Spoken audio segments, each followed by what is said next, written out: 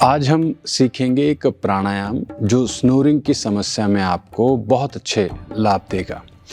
तो ये प्राणायाम है उद्गीत प्राणायाम, पर इसमें हम मुख का उपयोग नहीं करेंगे, मुख बंद रहेगा और जो हमिंग बी की जो साउंड है वो आप अपने नाक से उसको निकालते हैं। तो कैसे करेंगे देखो, बड़े आराम से आपने बैठ जाना है, पीठ सीधी रखनी है, दोनों हाथ घुटनों के साथ रखे, आंखें बंद की, श्वास अंदर की तरफ लिया और बहुत धीरे धीरे श्वास को नाक के माध्यम से और इस गुंजन के साथ, इस आवाज के साथ बाहर निकालना है।